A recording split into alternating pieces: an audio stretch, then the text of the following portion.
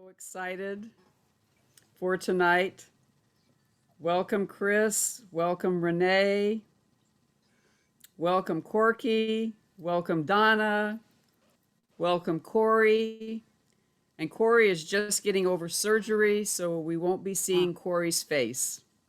okay. Welcome, Annie. So glad that each and every one of you is here.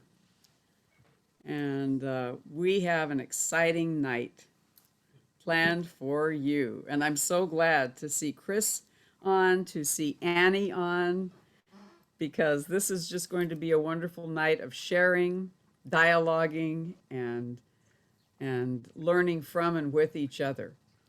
And for those of you that are not familiar with our wonderful educational series, this is something that Universal Church of the Master does once a month on the second Tuesday of the month. And we explore different dimensions of spiritual practices, different dimensions of wisdom that we can share together. And we have incredible guest speakers that help us do that. And I just want to offer to you, stay connected with us. This will be recorded so that we can have this as something that can be shared with people that were unable to make it here tonight. So we welcome you.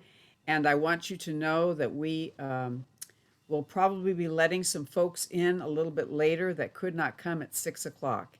And the reason that we made this at 6 o'clock was so that people could have the opportunity, on the East Coast or in the central US, be able to capture this in real time without it being too late. So we used to have it at 7, now we have it at 6. Oh, I see a magic. And what we do now is we just have it at 6 so that it seems to be a better time for folks. But sometimes it's too early, so we're trying to find that perfect time. And I'm so excited for tonight because it's going to be a rich night. And thank you, Chris. Chris had offered to help, and I just want to offer. And then she said that she'd had to do something else, and then she came back and said I can still help. So we're going to invite you to do that, Chris, and Laurie and I will welcome that. Yes, So definitely. I'm just so grateful to each and every one of you. And we welcome you and invite you to just stretch your body. Take a nice deep breath. Oh, You may have been in front of screens. That's right. You may have oh, been, yes. you know, Very just good. taking a nice deep breath to All be right. here. Yeah. Yeah.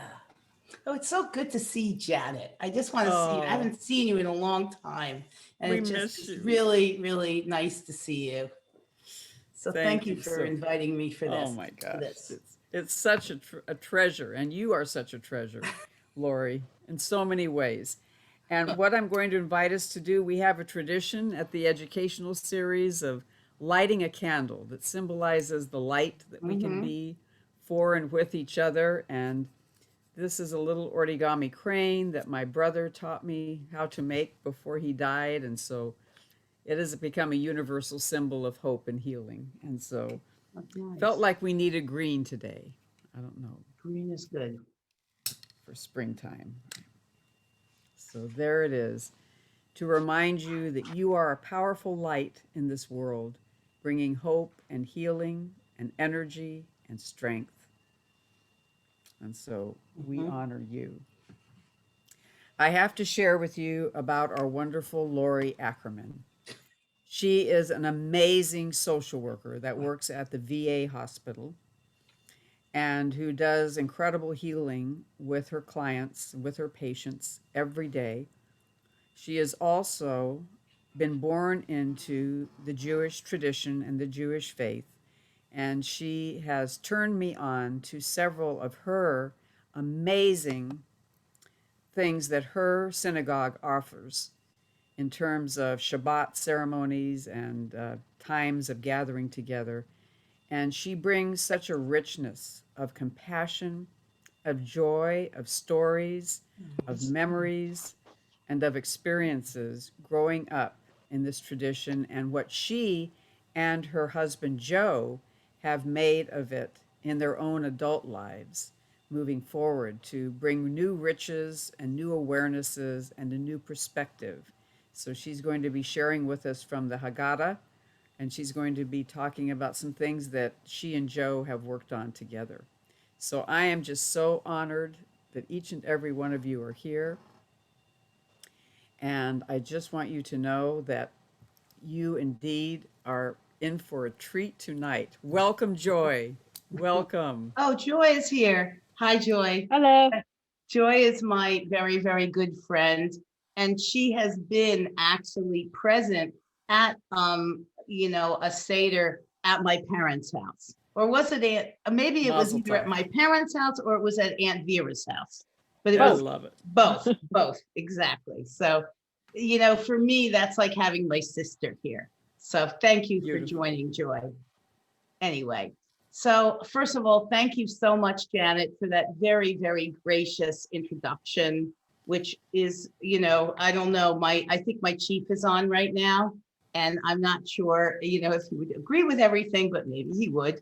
But I thank you for that. And, I do find that I've really made my life's work about, choosing to work with veterans. And I Yes. think that a good starting place for me, even though I know that this is regarding and about Pesach, or Passover as you know it, but in Hebrew it's called Pesach, which actually stands for the offering. Because I had to ask, well, what is a Pesach? And it actually is the offering. And we'll get in a lot of symbols. But one of the reasons why I've chosen to work at the VA is I felt like I really did owe something to the World War II veteran. Because when I started back in 1985, my primary group with the seniors I worked with were World War II veterans and Korean veterans, and even a couple of World War I veterans, and even one 106-year-old Mexican war veteran. But that's a whole other story.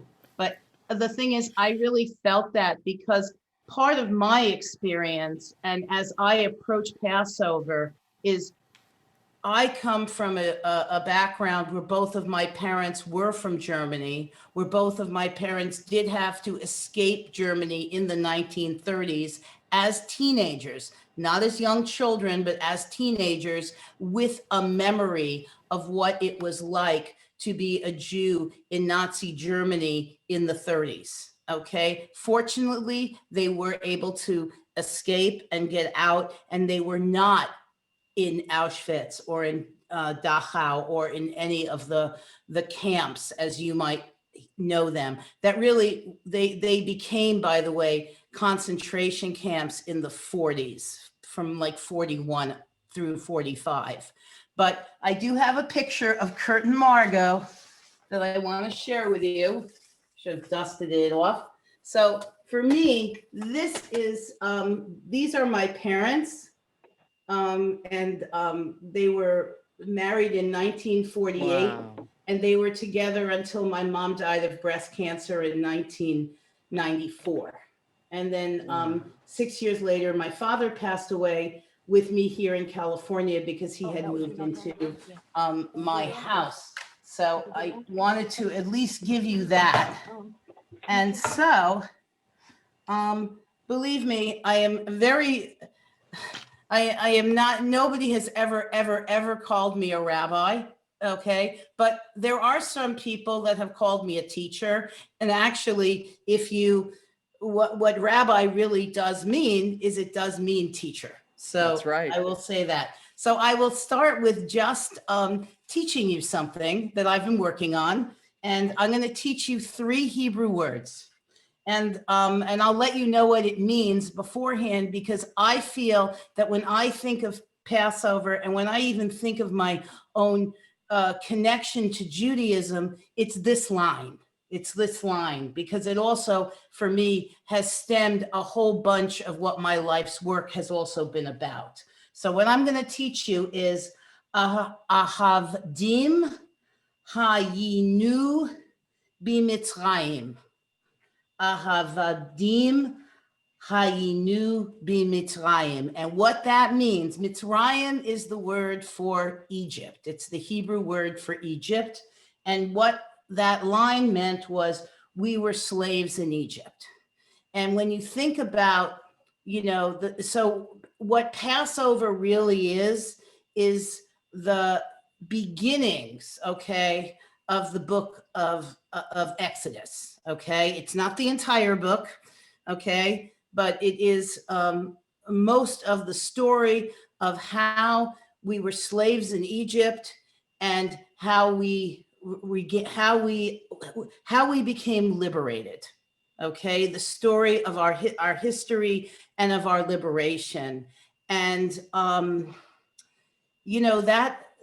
that tells a lot, because in a way, one of the things that I was taught at a very, very early age, and perhaps it was because I came from parents who were survivors and parents who said, if you see something that's wrong and you walk by it, you're just as guilty as the perpetrator. Okay, like you have to take action. You cannot just stand by idly, because that's not how it works. Okay, you really do have to take action. And so I was going to ask 3 questions before I really got started with the things related to Passover. So I'll ask them now. And Joy, you don't have to answer because I know your answers already. So my first question is does anybody here practice Judaism? Okay, I don't know. Laurie, I was raised Jewish. My cousin was a rabbi, and actually was one of those kids who was a little bit of a rebel about it. I've come to believe that I think a lot of that is, I believe that I died in World War II in my past life before I was born in this life. My grandparents came from Russia in the early 1900s, came to America. So luckily, they weren't survivors in that manner, but they've had to survive a lot. It's only in my adulthood that I've started embracing more the traditions and listening to the histories. And Corky and Dottie have asked me quite frequently to speak about Jewish holidays at times like Rosh Hashanah and Passover and Hanukkah and so on. And it feels interesting to me to do it because, like I said, my cousin's a rabbi and I feel like I'm such a novice. Oh, your cousin is a rabbi. Oh, wow. My cousin is a rabbi, has been for many, many, many years. Yeah. Okay, well, thank you. And then, so I'm thinking that you've been to a Passover Seder? Oh, yes, just about every year as I was growing up. Okay. Yeah. Has anybody else been to a Passover Seder? Oh, okay. Oh, great. So you're a little familiar with some of the traditions and some of the customs. And, everything in Judaism, and especially during Seder, is very, very symbolic. And we'll get into some of those. I'm prepared a little bit to talk about some of that. And I'll also show you my Seder plate, which does have a large chip in it, but it still works. And then, and this will be the table that I'm on right now on the 20th. So the first night of Passover is the 27th of March. So it's interesting because that creates, for me, that's fine because I do things on Shabbat. Okay, I'm not Charmo Shabbos. I turn the lights on, I use energy, I drive. I try not to use money, but sometimes I do. But reality is, it is like it's a day off for me, but because it starts at sundown, and all Jewish holidays, by the way, start at sundown, it is going to be, it would be much more problematic if I was religious, because having a Seder right after Shabbat means you have to prepare everything before Shabbat, which would be on Friday, before sundown on Friday night, not before sundown on Saturday night. So, my hats are off to the religious, to be able to organize and do that. And so, anyway, has everybody here seen the movie, The 10 Commandments? Okay, so you know about that, because that's the other thing that, that's really the story. And I always say that, if you get lost, just remember the 10 Commandments and Charleston Heston and the whole thing with, all of the plagues, the 12 plagues, and all of that is, we in our Haggadah, which is the book that we use, that's the book. And the ones that my husband and I have, well, Joe, I will not give myself any credit for this. He's created the Ackerman Family Haggadah version 3.0. Okay, and then I have another version that I will read from later. But this basically is, and he put on it a map. I don't know if you can see it, but it's a map that really is of, how the Israelites traveled from Egypt through the desert. And I need to, like, the thing is that distance is really not as great as it seemed. Okay, they easily could spend 40 years back and forth several times going from Egypt to the land of Canaan, because it's right there. But they hung out in the desert for a long time. So anyway, so what I think I'm going to do is I'm going to start with what Joe wrote, and he's giving me permission to do this. I'll also go to something later that the rabbi wrote, and then I'll take questions. And if you want to discuss, please, let's have this be a discussion. So this is how when you come to my Seder on the first night of Passover, this is what you would hear. Welcome everyone to our table and to our home. Tonight we relive a pivotal moment. On one level, it is a very specific incident in the particular history of a small Middle Eastern tribe, so obscure at the time that no independent record of their liberation exists outside of the chronicle of this people. On another level, however, the entire experience is universally representative. So much so that the thinking of this small tribe went on to transform human consciousness, and its chronicle became the most influential book in human history.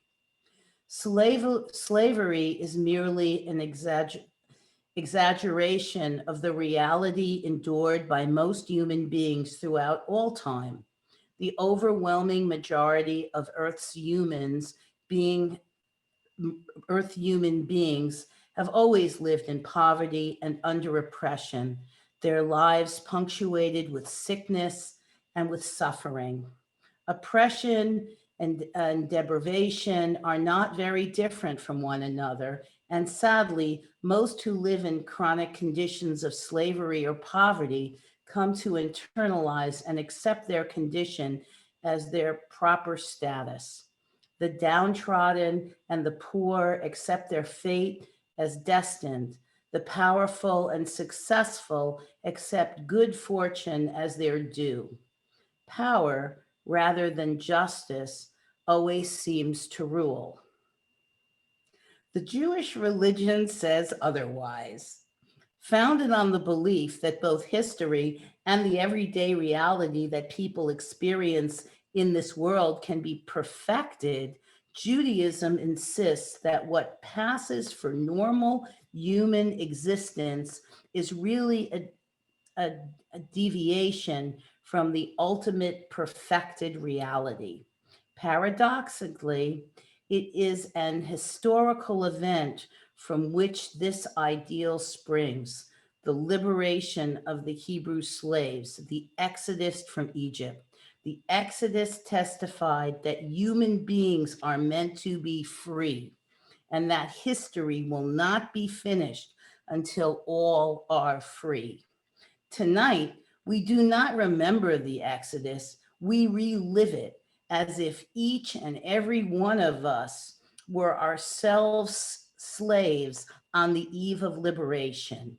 It is only in this way that we can truly understand that the house of bondage is actually within us, and that liberation cannot come until we ourselves are ready for it. the liberation is not something that happened to them, quote unquote. It is something that must happen for all of us.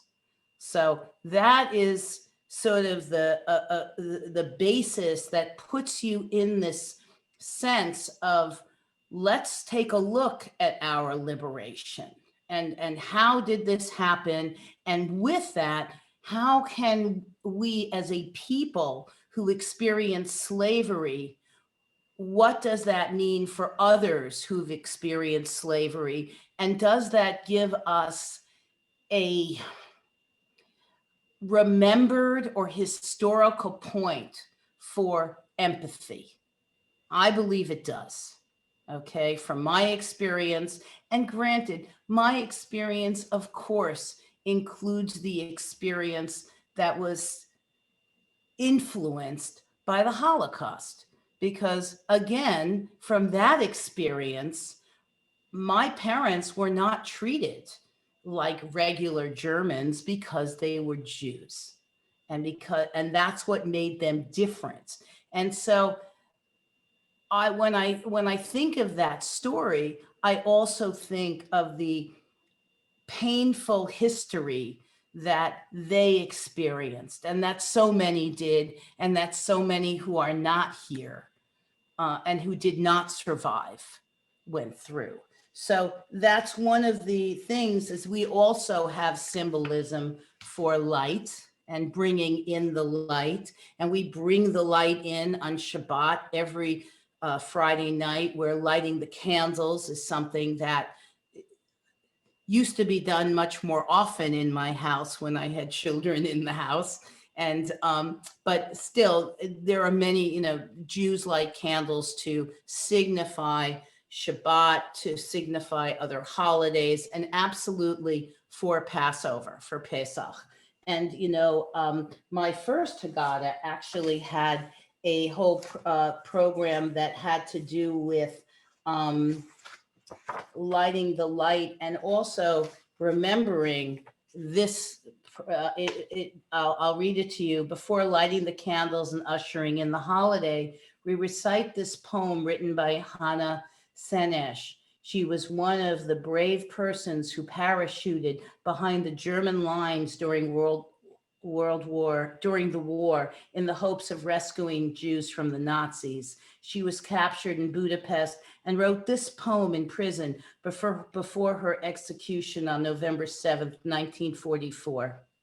And it goes like this: blessed is the match consumed and igniting in flames.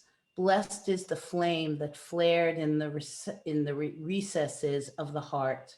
Blessed are the hearts with strength to throb their last beat in dignity. Blessed is the match in igniting flames. So that was one of the prayers that we said before saying the actual Hebrew, which is Baruch atah Adonai Eloheinu melech olam, kiddushanu b'mitzvotav v'tzivanu l'chat l'gner shel Shabbat v'shel Yom Tov. So the word Yom Tov, that means sort of holiday or holy day, Yom Tov.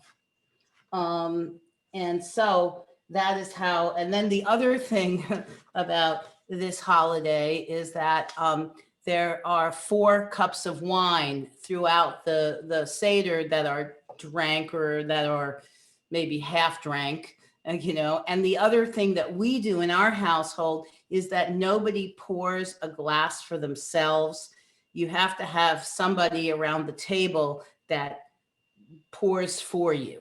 Okay, I don't know how much of a tradition that is in other homes, but that's how it's done in our home. And so there are these 4 cups of wine that are drank. And there's a lot of symbolism. I'll show you my Seder plate now. Hold on one second. I'll get my Seder plate. Okay. All right. So this is my Seder plate.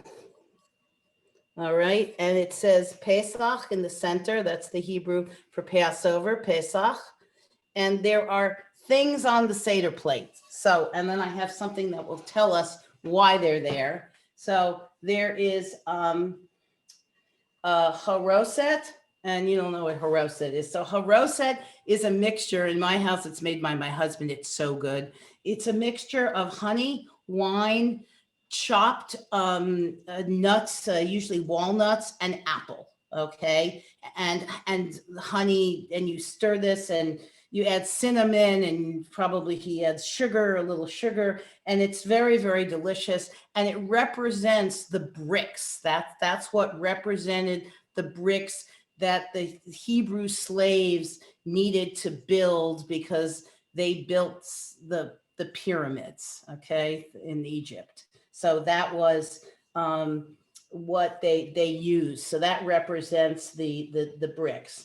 There's a shank bone, and the shank bone represents the actual Passover. So this has to do with God passing over the homes of the Jewish families when, during one of the last plague, which was the striking of the first Egyptian born. And so the Hebrew slaves took a shank bone, and they took the blood of the bone, and they marked their door. So the angel of death would pass over their homes. Okay. Then you have the bitter herbs that represent the bitterness of the time, and of the, just the bitterness of the experience of slavery. And during one of the prayers, we actually will take salt water, and we take the salt water and we dip the bitter herbs in the salt water to represent the tears that, from the sadness of that experience of slavery. And then, the one symbol that I've always felt was very universal is the egg, because the egg you find in Easter, you have the Easter eggs, and it's really very much, I think, a things are coming of birth again in the springtime, and an egg, I think, very much represents that. So I wanted to identify, we have an egg on our Seder plates, and very often during the 4-course meal I make, which is the biggest meal and a huge meal that I do for Passover that takes me 3 or 4 days to prepare. We also have hard-boiled eggs. Then there is the parsley, and there's the lettuce. And I don't know exactly what all of those represent, but I know that the parsley is what we dip in we dip the parsley in the salt water. And then there's also lettuce. And then in our Seder plate, and now I might have to switch to something else. In our Seder plate, we have an orange. Okay. Now, Anne, when you were growing up, did you have an orange on your Seder plate? No, I don't think that we did. You don't think you did it? Well, I No. have to read this. I want to just read this because Joe pulled it up for me, and I'm just going to read it. So I'm going to go away for a second, but you'll still hopefully be able to hear it. So this is the legend, and then there's the truth. Okay. And so it's Seder plate. The legend: at a yeshiva, which is a religious school, a rabbi was asked by a student if women should be allowed to be rabbis. The rabbi laughed and said that we will have women rabbis when there is an orange on the Seder plate. And this is the story we tell at our table in honor of a dear departed friend who was a female rabbi. And so the truth goes from Dr. Susan Heschel tells the story of a ritual from this book called the Women's Passover campaign. It all started with a story from Oberlin College in the early 1980s. Heschel was speaking at the Hillel. Hillel is sort of the student union organization. And while there, she came across a Haggadah written by some Oberlin students to bring a feminist voice into the holiday. In it, a story is told about a young girl who asks a rabbi what room there is in Judaism for lesbians. The rabbi rises in anger and shouts, "There's as much room for a lesbian in Judaism as there is for a crust of bread on the Seder plate." And we'll get into that in a second. So you're not allowed to have any bread during Passover, and especially not around your Seder. Though Heschel was inspired by the idea behind the story, she couldn't follow it literally, besides the fact that it would make everything, the dish, to dish the table, the meal, the house unkosher for Passover. It carried a message that lesbians were a violation of Judaism itself, that these women were infecting the community with something impure. So the next year, Heschel put an orange on the family Seder plate. I choose an orange because it suggests the fruitfulness of all Jews when lesbians and gay men are contributing and are active members of Jewish life. The orange is segmented, not fragmented. Our community has discrete segments, but they form a whole. The symbolism of the orange may have expanded, but its origins are clearly from a desire to liberate an entire segment of our community from their painful Mitzrayim, Egypt, narrow place, Mitzrayim, narrow place. So, anyway, I just wanted to share that with you because, that is what I love about Judaism is that I find it's very adaptable. Now, I am not coming from an Orthodox background, okay? I'm not even coming from a conservative background, okay? My parents came from religious households, okay? And I'll share a story with you. So on my mother's side of the family, my grandfather, his name was Felix, and he had a grain business in Ichstein, which is a small German community near Wiesbaden, okay? And so my grandmother was religious, and absolutely, my mother grew up in a home where the dishes were absolutely changed because Passover was this time where even though you washed your dishes, you couldn't eat from a dish that may have had a piece of bread on it earlier, okay, like a day before, a week before. So they had a whole different set of dishes. And Joy, you shared with me that you were raised in a house where your mother also changed the dishes. So my mother didn't do that, but she did other things, and we improvised a bit. But I will let you know that my grandfather, who really was not so much, well, he practiced Judaism, but he practiced in his own way. And he was just somebody who did not like matzah. So during the time of Passover, if you're practicing, you can't eat bread. You can't eat rye bread or, whole wheat bread. You can't eat any bread. Bread is goes out, okay? It does not, you have to sell it, but that's I'll get into that, that's something different. But so you have to buy matzah. In fact, just yesterday, I bought my Yehuda matzah at Safeway, and last year it was on sale for $4.99 for 5 pounds. Today it's $7.99 for 5 pounds. But I like Yehuda matzah, all right? And it's 5 pounds, so it's 5 boxes of matzah. And you do a lot with matzah, a lot. So, but what is matzah?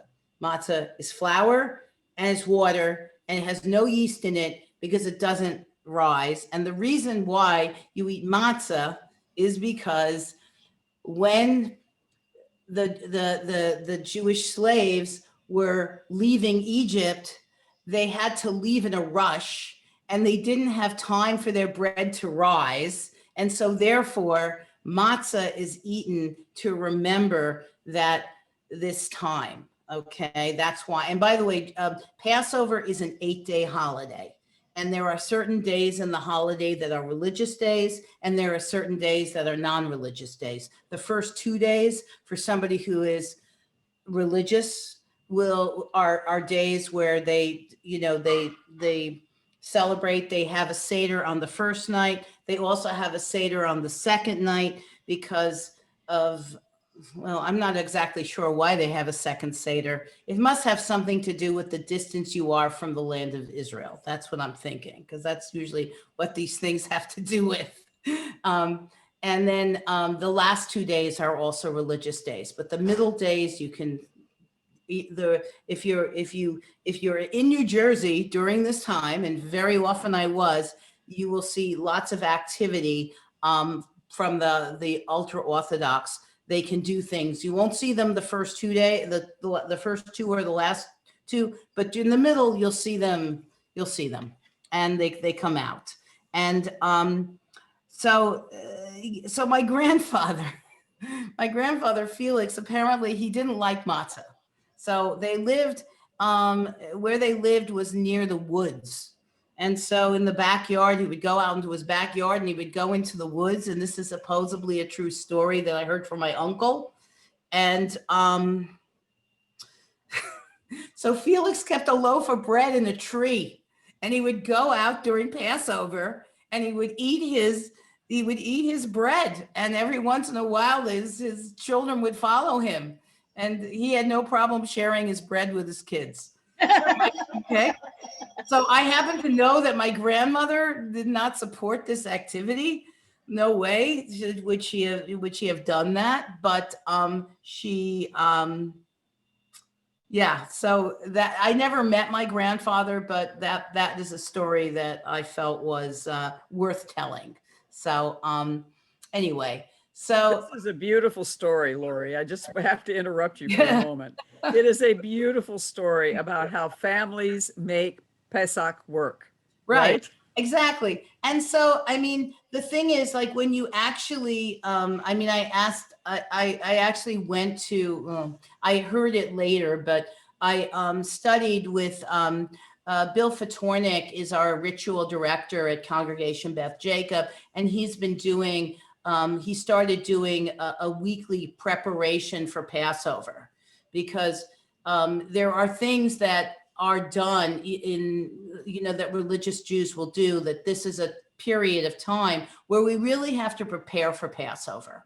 Okay. And one of the things that you do also are some of the things that people do for spring cleaning, for example. So you really, really, really, really need to clean your house well. And you have to go through your kitchen. And like I said, there were people that change the dishes, and I don't change the dishes because I don't change the dishes, and I didn't grow up from a house where the dishes were not changed. And very often how you are raised is how maybe you practice in the future. So I did not grow up with that custom. I know my grandmother changed dishes. I know we had other relatives that definitely changed dishes. And then we had other relatives that never bought a box of matzah. That just, yeah, they had Seder at our house, and that was their Passover, and then that was that. So, but for me, I do try to go through everything in my pantry, and I do get rid of the bread products.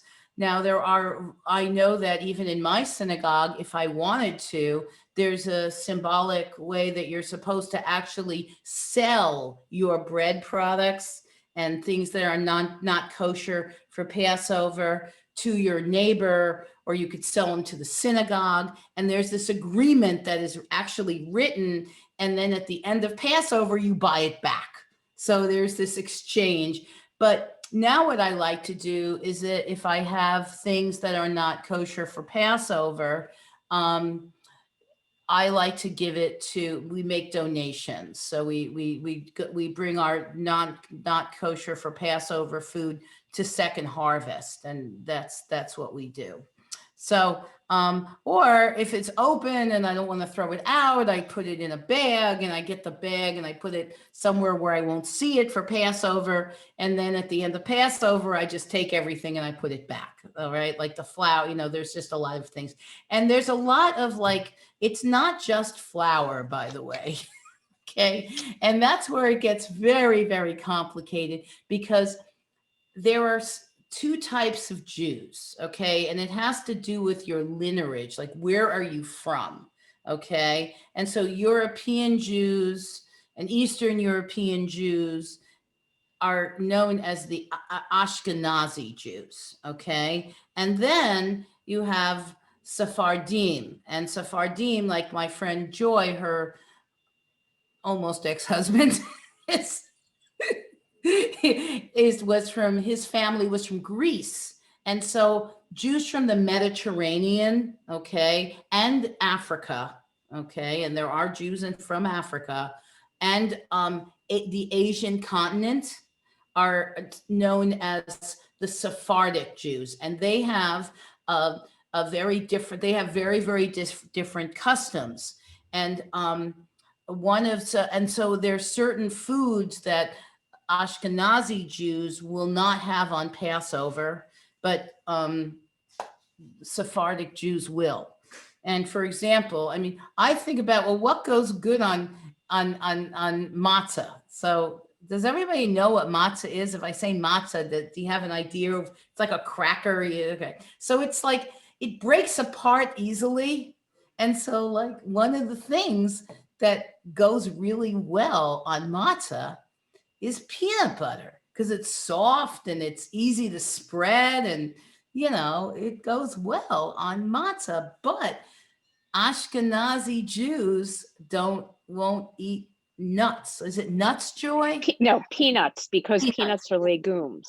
Right, legumes, right, that's right. So it's peanuts. And so maybe almonds is it. So almonds, I happen to know that Almond butter would be okay. almond butter would be okay. And I know this because I really should have found my almond cake.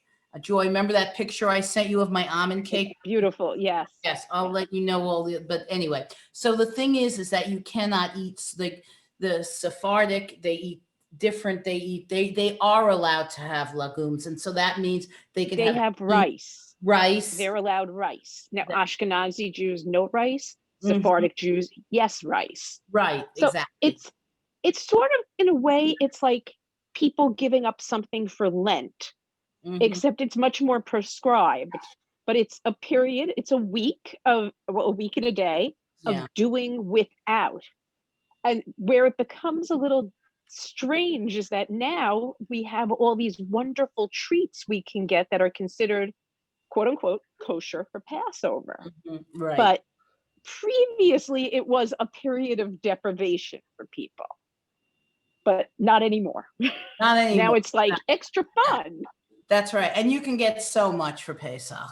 You can get chocolate matzah, you have macaroons, there was all of these wonderful things to eat. It's like the one time where I love having dessert because there's so many options. To me, it's really good. And so that's just it, that the cooking really for me is significant because it's the one time where I really, really like do this meal. And you know, and I'm going to get into something that the rabbi wrote in a little while, because I'm going to, you know, the issue also has to do with the fact that, you know, we can't gather. And I had, on average, I would have two tables. I had my big dining room table, and then I had a little table. And we often had like, you know, 18, 20 people easy at my Seder. And the way that the way that that Joe really facilitated the Seder was that we would all go around the room reading portions of this story of the Exodus, of our, you know, and it really is the story of, you know, that Moses, you know, saw, you know, an overseer beat a slave, and then he killed that man, and what that did, and then he had to leave the you know, the kingdom where he was, you know, raised in, even though he wasn't born into it. Only later did he find that out. And the whole story is told in our Haggadah, in our book. And so the other thing that we tell, and I'm going to grab my Haggadah for a second, because the other, there, besides for the actual story that is part of, is Exodus, is also the things related to the children. Okay, there are these four children, or these and so the four children, and so I'm just going to read a little, and also the Haggadah, that we have an egalitarian Haggadah that he put together, and so it's like I said, this is very different than the Maxwell House Haggadah that you may have been raised on, Anne. I know that I was raised on the Maxwell House Haggadah, which was much more traditional. Okay, so Yeah. yeah. Dottie wrote a Haggadah. And we actually have had a Seder at our center, a couple of them, had a Miriam cup as well. And Miriam cup, right. and I think the first Seder that we did at the center, we used the Santa Cruz Haggadah, which is much more spiritual and loving and very, very lovely. But yes, and funny you would say Maxwell House, because that was actually my stepdad's last name. So he said Maxwell House, and I'm going, how does she know I was a Maxwell at one time? That's funny.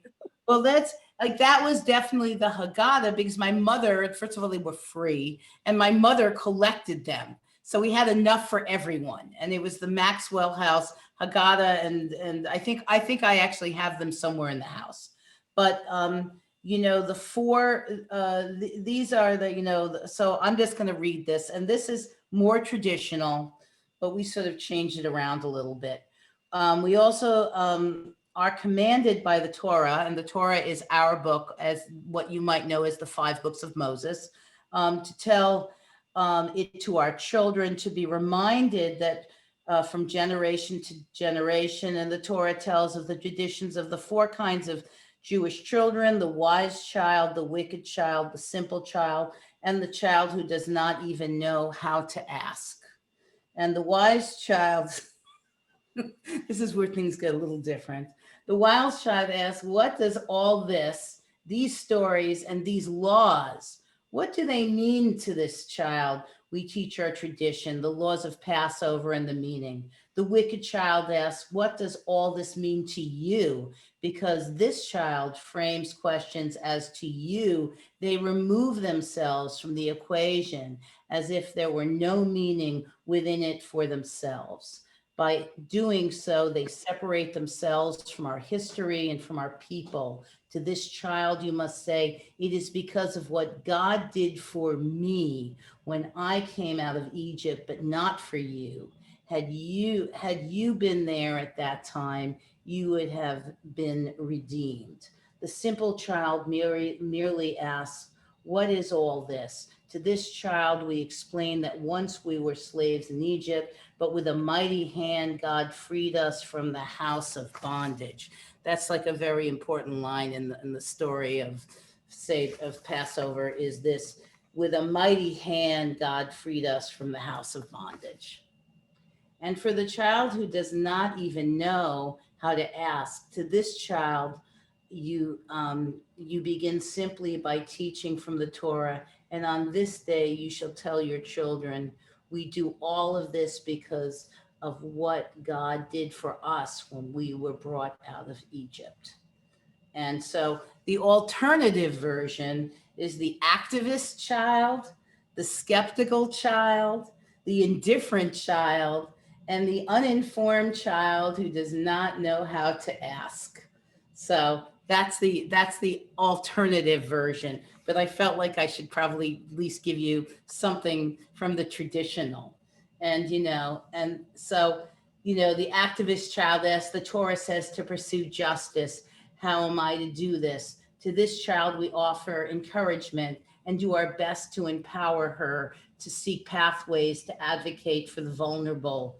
As Proverbs teaches us, speak up for the mute, for the rights of the unfortunate. Speak up, judge righteously, champion the poor and the needy. To the skeptical child, we say, but these problems are so big. How can I solve problems of such enormity? We encourage this child by explaining that we need not solve the problems all by herself, that she must only do what she's capable of doing. And as we read, it is not your responsibility to complete the work, but neither are you free to desist from it. So you have to get involved. That's like really it. So anyway, so this is and it is a long, I mean, this is it. This is the whole story. And we go around the table and I have to know where I'm at, because you see, while this story is going on, I've got a brisket on the stove. I've got my matzo ball soup going. I make from tradition. So there's two types of matzo balls that I use.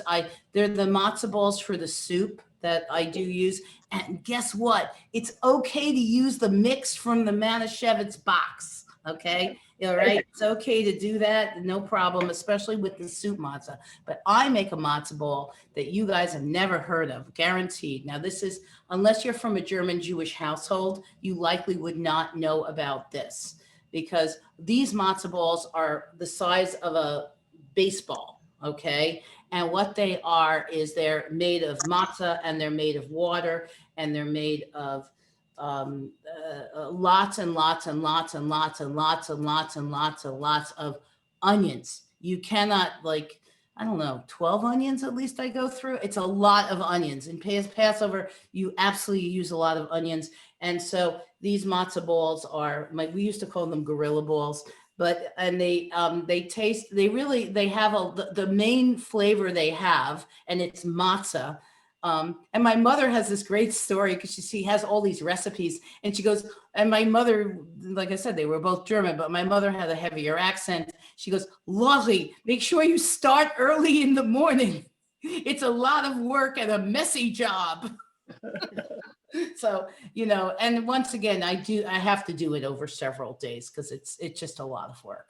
And, you know, and last year I still did it, even though we didn't have anybody here. And that's the thing, is that we are going in again to, you know, and this is my rabbi. This is Nat Ezra. Okay. That's a picture of him. And what he writes is, you know, the Haggadah speaks to this moment. And that's the thing, is like, it's so important to take this very, very ancient story and figure out, how does it talk to you today? What are lessons in it that are present for you today? What else can you learn? And for me, what I feel is so important is to recognize, just because, you know, here I was and my people were slaves in Egypt, so there have been other people who have been enslaved in this country and are still enslaved in other places in the world. So I think that, you know, that ability to show empathy based on a memory, okay, a memory of, you know, that still does exist, you know, for my people. Okay. And understanding then how you help somebody go from being enslaved. And sometimes that could mean in their own body, feeling like they're a prisoner in their own body, feeling like, because of experiences perhaps from the war, that they feel that they cannot move, they're broken, and they need healing. How can that experience of, you know, leaving Egypt, we were slaves in Egypt, how can that help me better understand how I can help others? And I know that sounds really profound, but, and it's not something I think about so often. It's just something that is. It's just something that is. So here's Rabbi Ezra, because he said it would be okay for me to share some of these ideas. Why is this night different from all other nights? And that's another thing. We have these 4 questions, and that's one of the questions. Manish Tanach Halayla Hazeh. This night, we enter the 2nd year of dealing with the coronavirus. We will be, will we be able to be together? Will we need to continue to stay apart? Where will there be some hybrid Seders? Is it clear that, it is clear that we do not know the answers to these questions at this moment, even as we need to begin to make our plans. And so, let's allow the Haggadah to speak to the uncertainty of this moment. Let's allow it to guide us with the wisdom of our past as we give voice to and find meaning in the present. The Haggadah takes us back to the story of leaving Egyptian slavery. One experience during the Seder is when we lift up the shank bone and remember the night before we left, when we gathered together on our own, defiantly asserting that we would leave the next day. Imagine the anxiety of that night, uncertain of what would be, pained by what was happening as the cries of the Egyptians losing their firstborn reached our ears, imagining what might be as we left slavery to a new fate. The Haggadah allows us to enter a moment which mirrors this moment. We feel uncertainty and pain. We imagine different possibilities. And so that's the other thing that I will share with you is that there is a fast, I think, right before Pesach, and the fast is really for the death of the firstborn, of the Egyptian firstborn, because even though the Egyptians were the enemy, quote unquote, the persons with power who made us into slaves, still there was a sense of empathy that we had for the cries of the Egyptians when they lost their firstborn. That was the last plague. That was the 10th plague. The striking of the firstborn. I think is that it? The striking? I think that's what the term they use. So anyway, I thought of this because, I usually do have my daughter who lives in New York come out for Pesach every single year. I'd never had a Passover without my daughter at my table. And last year she wasn't with us. And now this year she won't be with us. And I don't have, my brother always came up from Los Angeles and he's not going to be with us with us again. And it's going to be, another Zoom, Seder. And it's nice that we have that as an option. It really is. I mean, if we're going to have a pandemic, better to have one in the 21st century than in the 18th. Okay, although they probably had them then too. But, at least we do have certain things that make it a little easier. But I'm, I really, it pains me to not have my family around my table, to not use my grandmother's beautiful embroidered tablecloth that was on my mother's table. And I'll still cook. I will make a traditional meal, and here's my meal. So we start with May I interrupt you for yes, a moment? yes, Ms. absolutely. Laurie, I just want to honor you for honoring the grief, your well, family here, for honoring the grief. yeah. I think that's one of the important things that the Jewish tradition does, is it gives us a chance to honor our grief as we move through it. Yeah. So thank you for naming it. Thank you for Yeah, honoring it's really hard. It's been really hard that, the last time that I saw Amy was the day after I introduced my daughter to Janet. Okay, that was the last time I saw Amy, was a day after that day.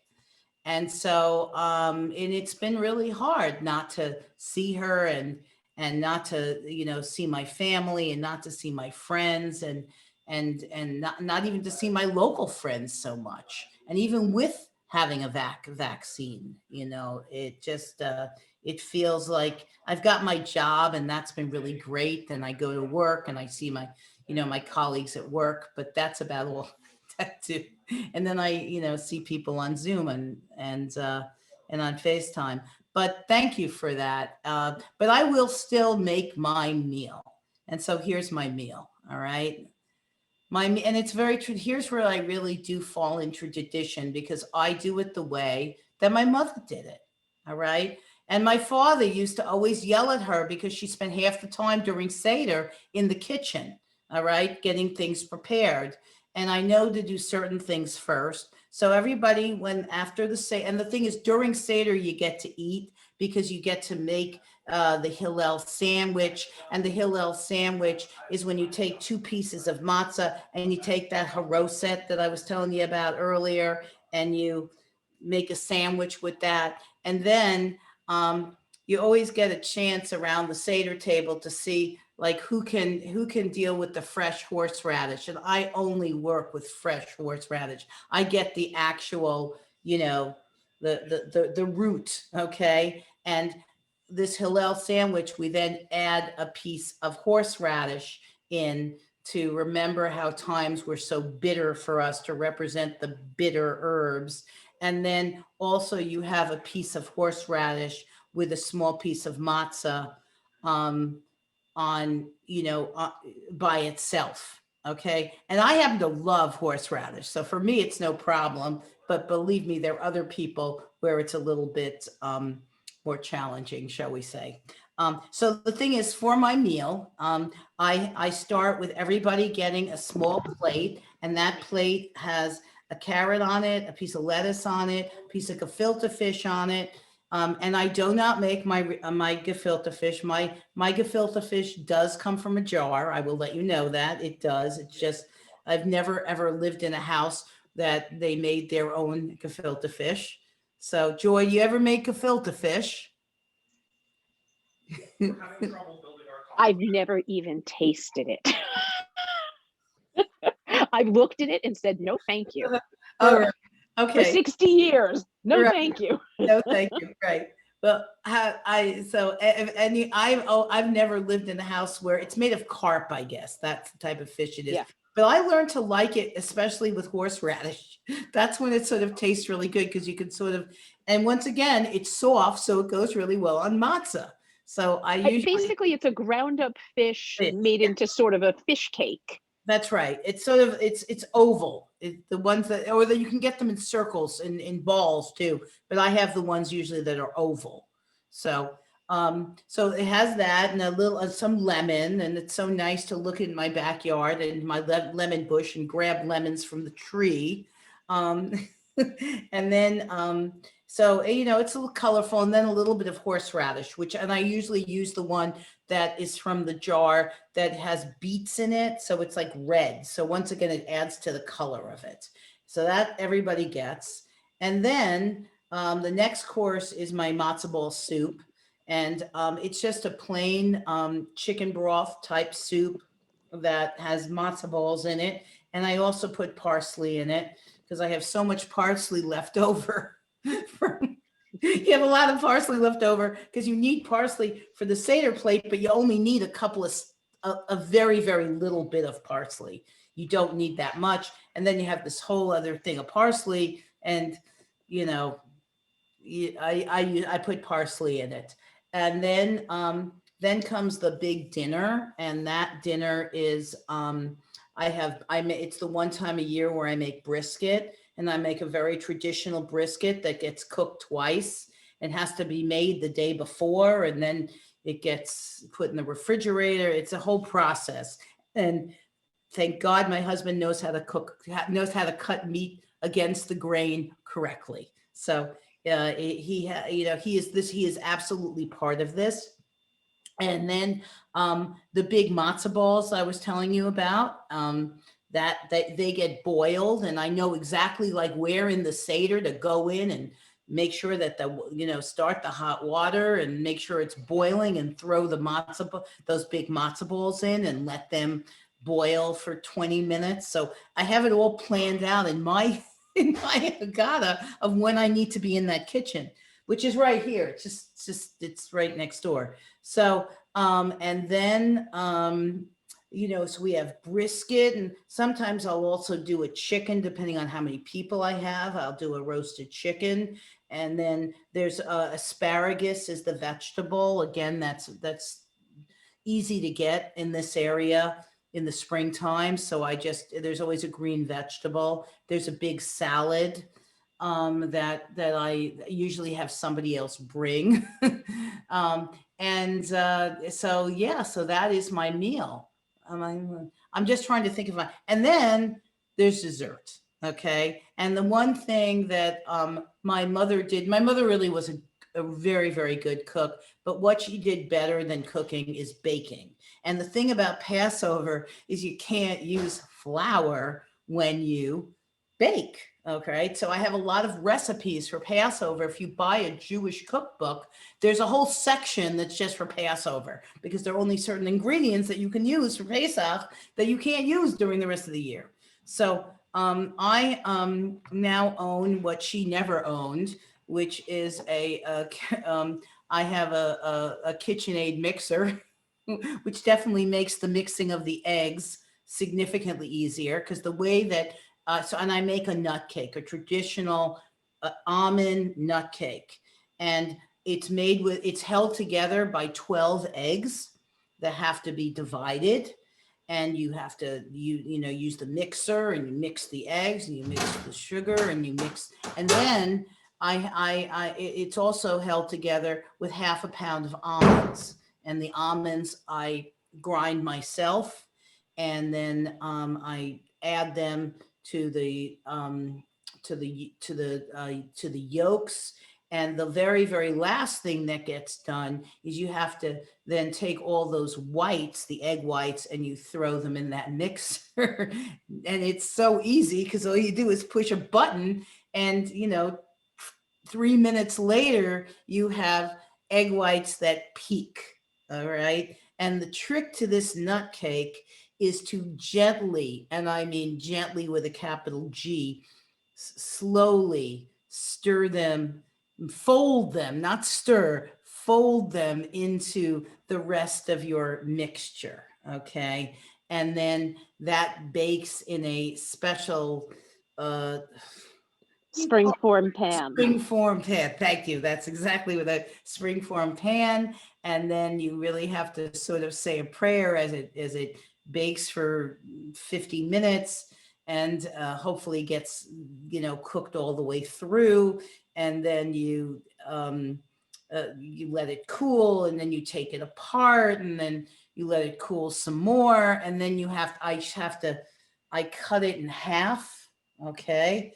And you pray that it doesn't break apart too much. And then I fill it with orange marmalade, and then I put the top back on, and then I put chocolate morsels mixed with amaretto on the as the icing, and the whole thing where you stir, and the double pots, and that, and then I ice it, and then I take whole almonds and I put it around the rim of the cake with one in the middle, and that is. So if you went to a bakery or you looked in a cookbook, this would be called a torte. Yes, that's right. It's like a torte cake. That's right. I don't know if other. I mean, it's probably a German. Definitely, yes. Definitely German. Well, French also. Like the French do a torte also. I have a picture of it that I always. Now there's so much gluten-free food out there in the marketplace, and so many gluten-free cookbooks, that all of this stuff, like when we were kids, it was such a big deal to have a Passover cake, and they tasted like Play-Doh, and they were disgusting, and they came from a mix, and it was just awful. Now it's like beautiful, wonderful gourmet fare, and it's all good stuff.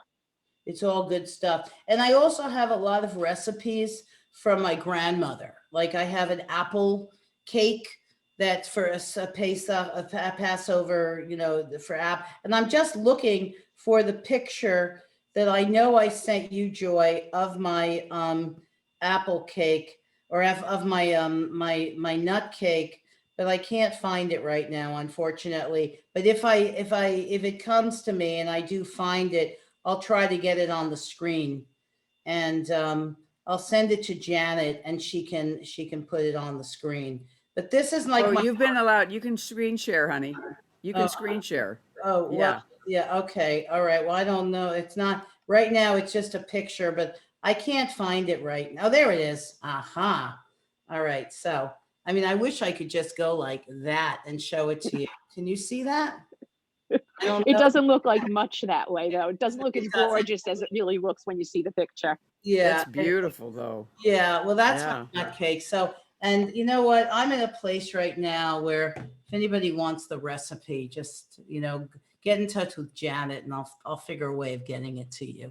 It's a really good cake. Whether it's Passover or not, it's a really good cake. What did your grandmother call her apple cake? Did she call it a kuchen? Oh, Like, Kuchen, yeah, Kuchen. Well, everything was Kuchen.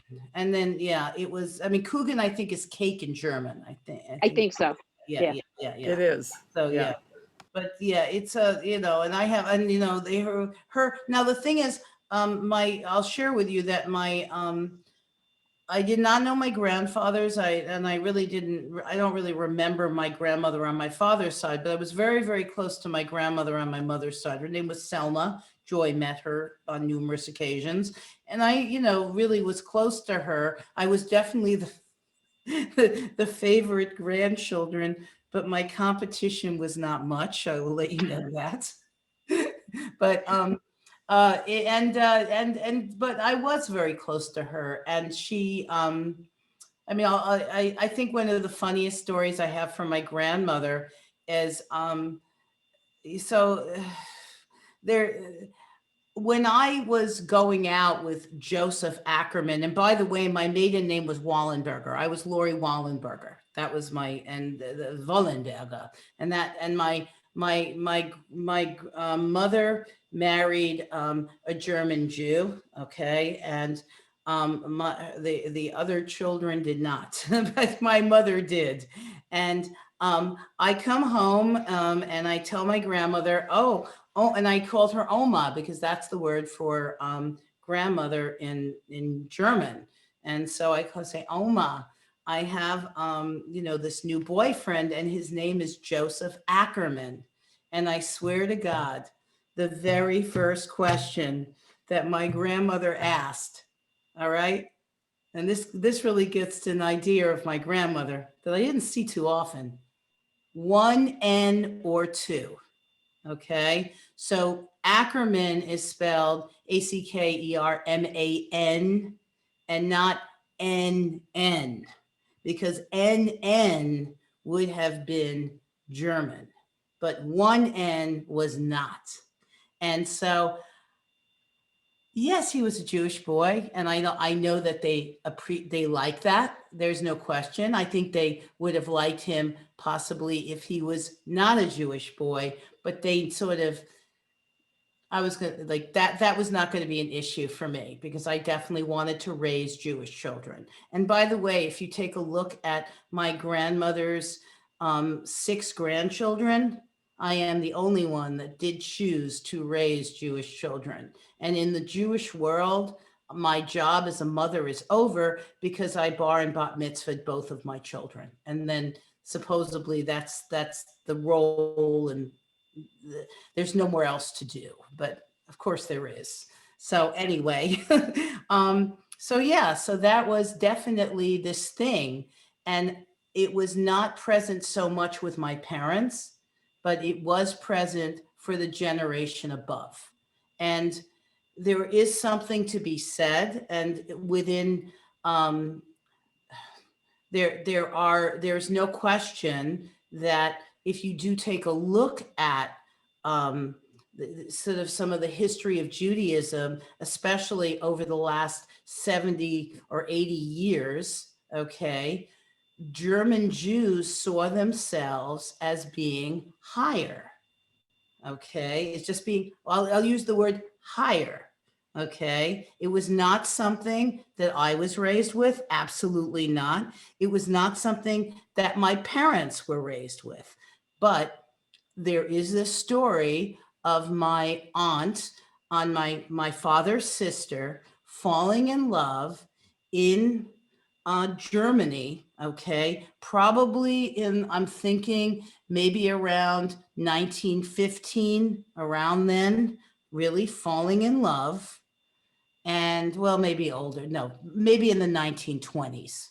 Okay, I'll say the 1920s.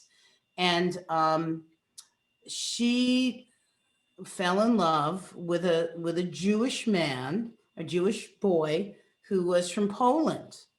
And the idea that my aunt in her parents' eyes was going to marry a Jewish boy from Poland was absolutely not acceptable.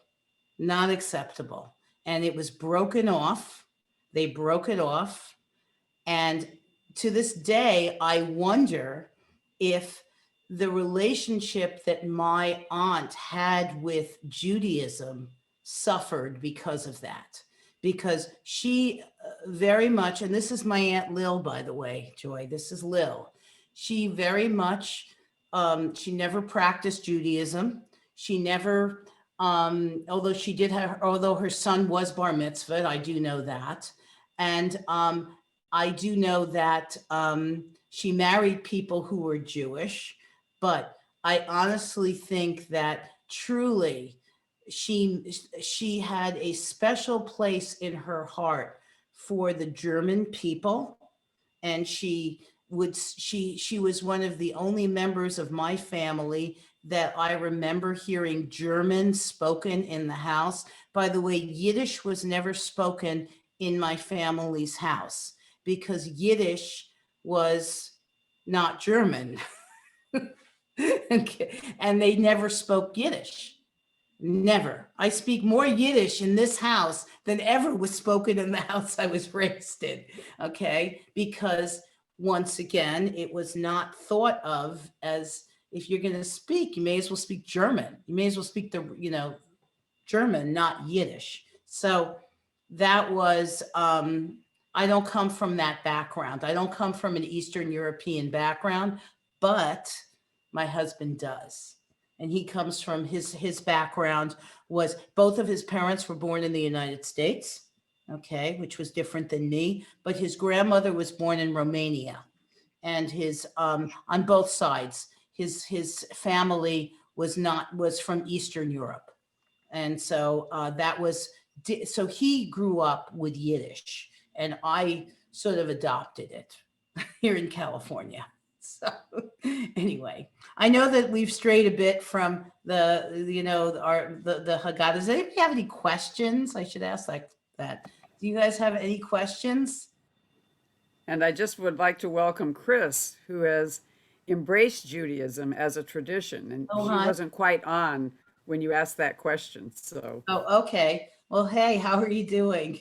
Another time when we celebrate our Seder, over Zoom.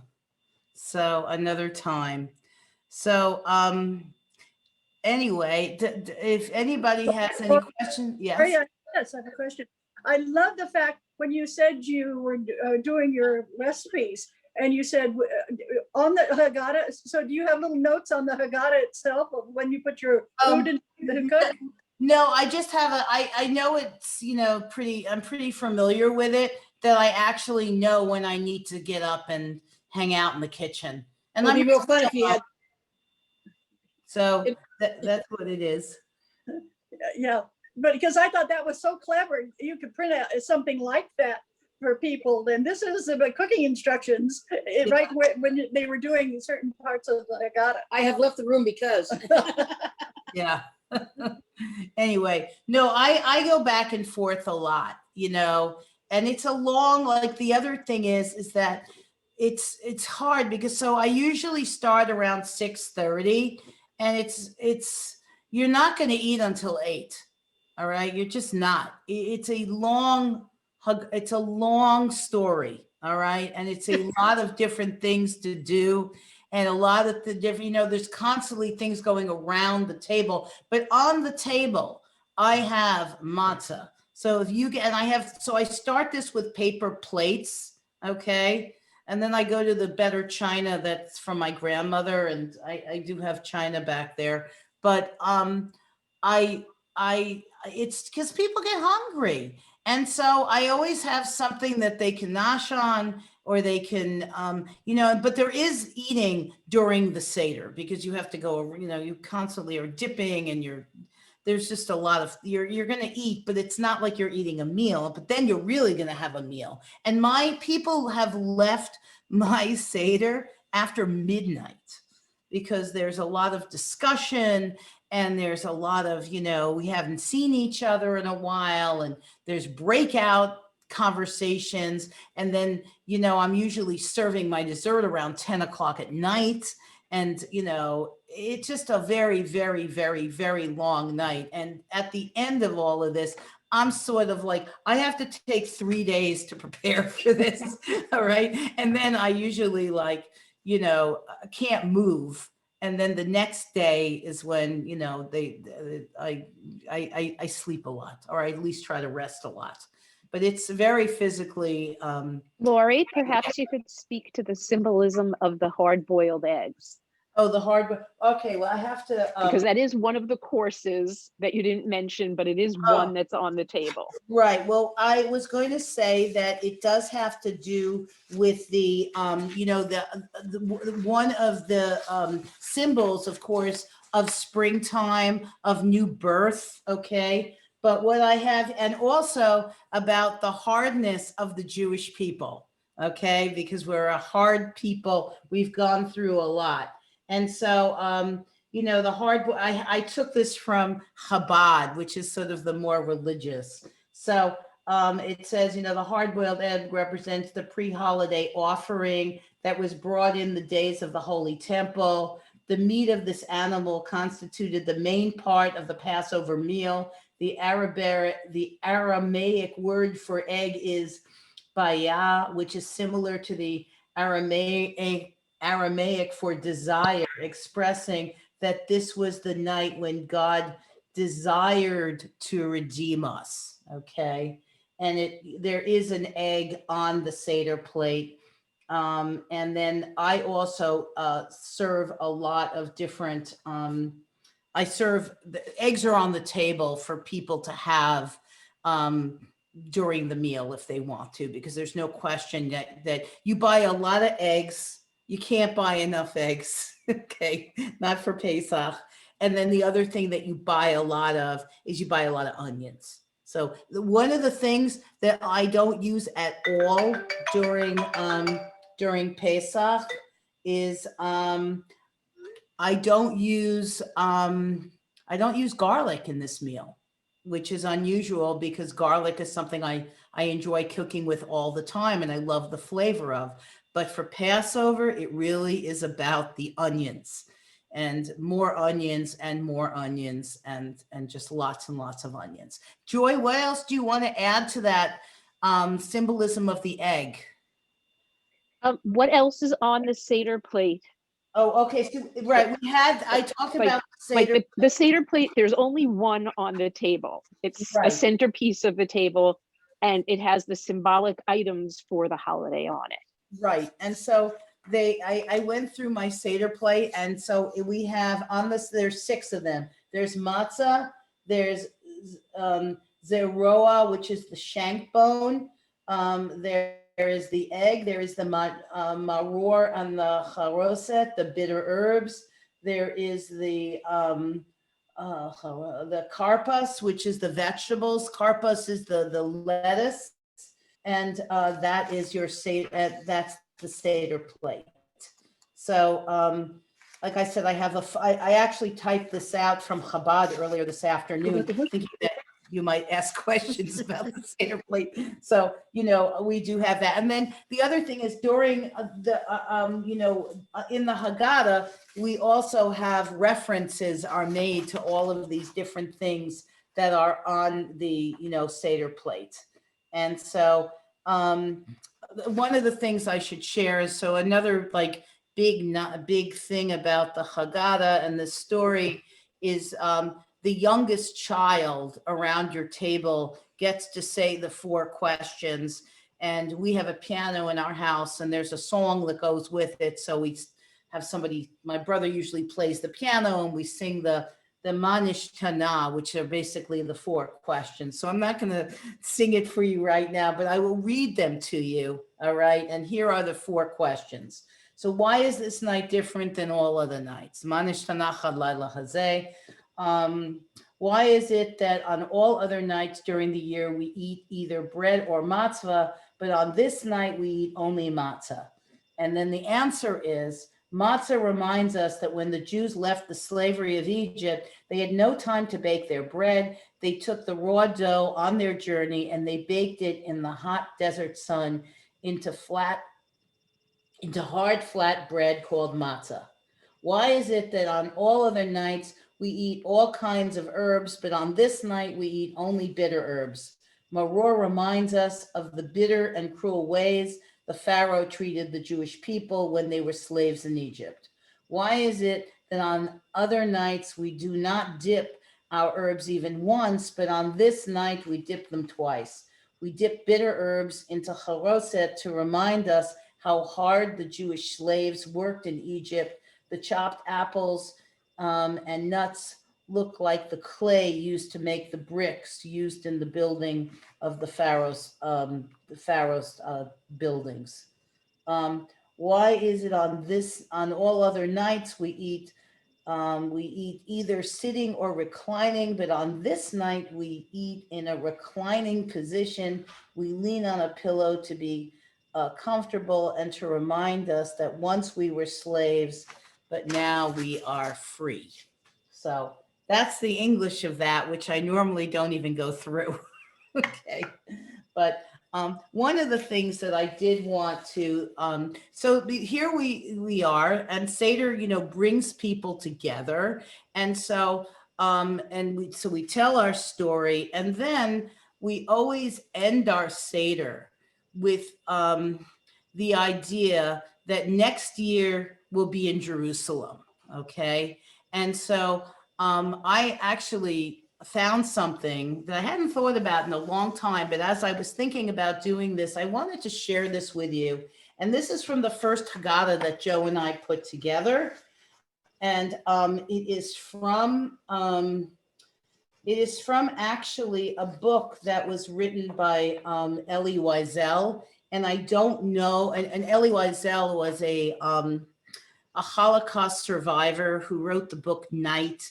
That is a book that students, junior high school students, middle school students read about the experience of the Holocaust. He survived Auschwitz with his father, and he won a Nobel Prize. And he died a few years ago, and I'm not exactly sure what book this is from, but I probably can find it. But this is one of my favorite quotes about Jerusalem, and it was written by Elie Wiesel.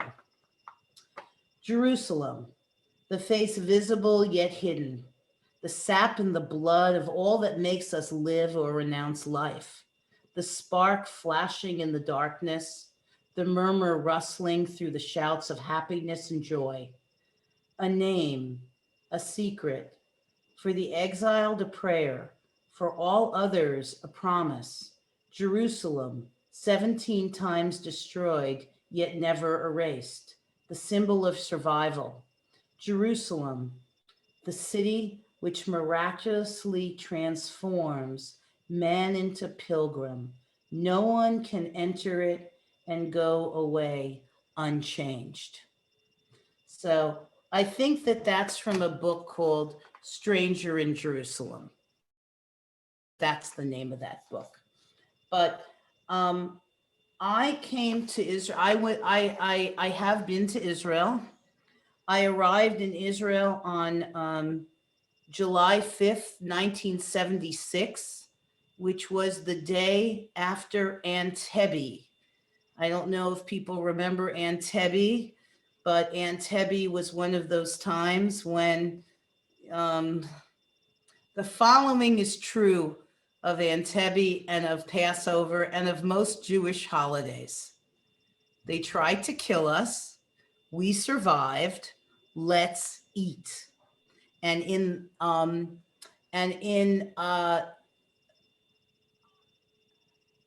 the day that I arrived and we were in Jerusalem, it literally was a country that was dancing in the streets. I had never experienced anything like that ever. Okay. And I was in Israel in 1976, which was before the first Intifada. And I experienced Israel as a country that I was able to go, and my group was able to go. And it was a group of teenagers. It was an organized group from Masada, which was it was the ZOA, the Zionist Youth Zionist Organization of America. But we were able to go to Hebron, okay, which you can't do anymore. And I saw Abraham's grave, which you can't do anymore. And I, you know, there did not appear from my eyes from the age of 17 to be a lot of hostility between the Jews and Arabs. And we visited, you know, Arab cities, and we actually gathered with a bunch of Arab youth on several occasions. And the animosity that existed after the first Intifada did not appear to me as a 17-year-old, which obviously is not the same as an adult. It appeared to be peaceful. It appeared to be peaceful. And I actually I wrote poetry when I came to Israel, like the way that I experienced Israel, and I never wrote poetry ever. And all of a sudden I became a poet when I was in Israel. And I really should have, I wrote a fantastic poem also about Jerusalem. And I looked for my book of poetry the other day for this, thinking maybe I would read it to you. And I couldn't find my book of poetry, but I know it's around somewhere. But I remember writing that poem about standing high upon a place. And the thing about Jerusalem is made of a bunch of hills. And so it's very, very easy to be able to stand on a hill and to look down upon a place, okay? Because there's so many different hills, the Judean hills, okay? And there's not that much difference and that much, like the distance between downtown Jerusalem and the Jordanian border is 30 miles, 40 miles, maybe. It's not that far. The distance between Jerusalem and Tel Aviv is about the same distance that it is between San Francisco and San Jose. Okay, so just to give you an idea of what that is. And I will share with you that I am a Jew that does believe in a quote unquote two-state solution. I do believe there needs to be a Palestine and there needs to be an Israel, and they should be able to exist together. My father, when he left Germany in 1936, my grandmother, his mother said, "You need to leave, go to Palestine." And so he worked on a kibbutz, which is a commune, okay, side by side with Arabs, never had any animosity with them, never had any problems. And the problem started in the late 30s because of things that both zealots on each side did to one another. Okay. And my father spoke Arabic, my father spoke Hebrew, my father spoke French, because on his way to America, he sort of got stuck. Okay, he got stuck in France because they thought he was a German spy because he had a German passport. Here's a story. And everything I'm saying is true, by the way. My father he was 19 years old and he got stuck in France. They took him off a ship that was on its way to America from Haifa, going up the Mediterranean. It was supposed to stop in New York, or land in New York, but it stopped in Marseille. And he was taken off the ship and he was arrested by the French government because he had a German passport, and they thought he was a German spy. And he was taken to a work camp in Marseille, and the memories he shared was, he goes, yeah, they treated me pretty good, and besides, I learned French. So he learned French, and he was not treated too badly, but he obviously wanted to go to, his family had already arrived in New York, and my grandfather was unable to get work, and both of my grandfathers fought very proudly for the Kaiser in World War I. Okay. And so he was an injured war veteran fighting on the German side, of course. And he had problems getting work. So they wanted my father to come to the United States. So when my father was not on the ship, my grandmother had a cousin who was the secretary to Albert Einstein. And word got to Albert Einstein, and Albert Einstein wrote a letter to the French government in my father's behalf.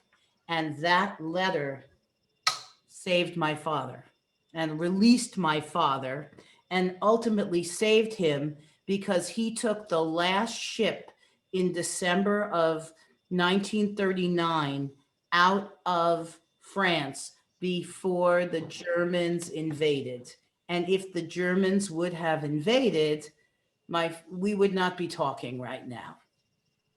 We would not be talking. And so my parents met in New York City, and my aunt actually introduced my mother to my father, to her brother.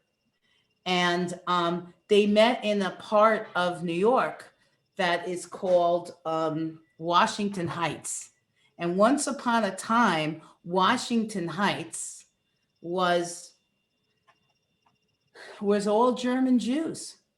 All German Jews lived above 175th Street, okay, and Broadway.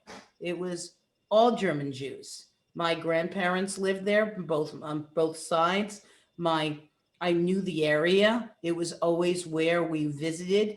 I grew up, 15 minutes away on the Jersey side, okay, in Tenafly. But my grandparents lived on the other side of the bridge in Manhattan, in that neighborhood that was Washington Heights. In fact, when it came time for getting visas for everybody to leave Germany, and my mother's side of the family made the decision that we all go or none of us go.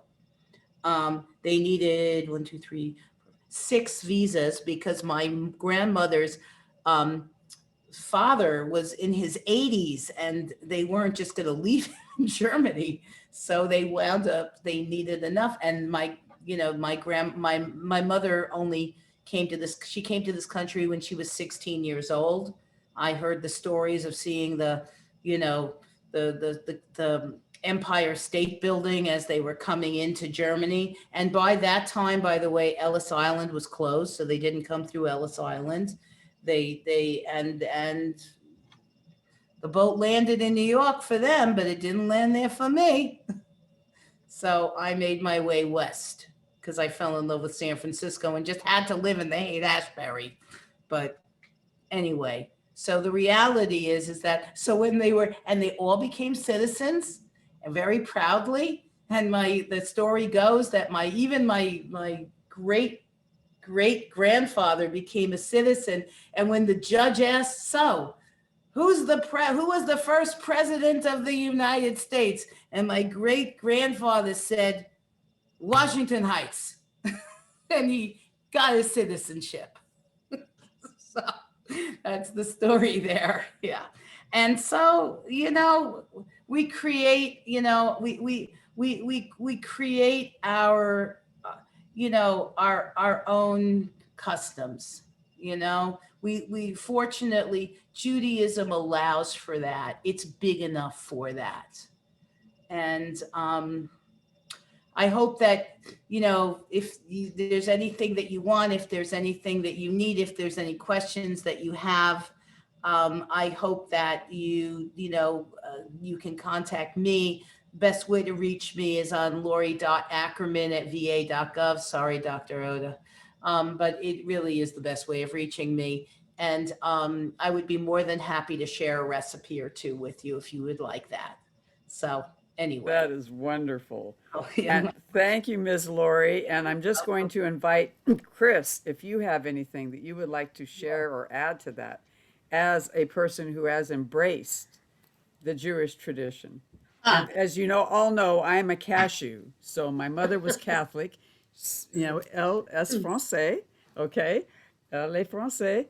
And then my father was German, who is Jewish. So I've got a little bit of mixture of everything. But go ahead, Chris, share your wisdom. Well, I just want to say, Laurie, how exquisite it was to be listening to you. I was away, but I was actually on my phone the whole time listening. And the best description I have was of just absolutely being bathed in the warm waters of everything that you were talking about, and the joy and the memory and all of that was just really exquisite. I kid you not. It was quite amazing. So thank you for all of that. I didn't grow up Jewish. I found out when I was 18 that I was Jewish. And you can imagine that's a story in itself. But when I was, I don't know, 30, I spent several years attending Shar Zahav in San Francisco, which is a wonderful liberal synagogue, and I think I know everybody on this panel except Joy and Laurie, and so you guys know my story. But what I did, what I do, what's important to me in the world is history and the whys and the wherefores. So what I've done is I've actually prepared some history and some whys and wherefores about Passover that I wanted to share. And I think everybody on the call is pretty familiar with the basics. So I want to offer you guys some things that aren't basic. A little bit of advanced Passover history here. The first thing I want to talk about is the 10 plagues of Egypt. And what I had heard at one point was, did you know that the plagues were actually meaningful? So I want to tell you what was going on with the plagues. So, in that movie that Laurie mentioned, they don't have all the 10 plagues, but there were 10 of them. And in a nutshell, the plagues were sent. The plagues were sent when Moses was trying to get his people out. He wanted to leave, and Pharaoh didn't want him to leave. And so God said, look, I'm going to help you out. And we're going to do some stuff to Pharaoh, and he's going to harden his heart. And if he hardens his heart enough, then he'll let you leave.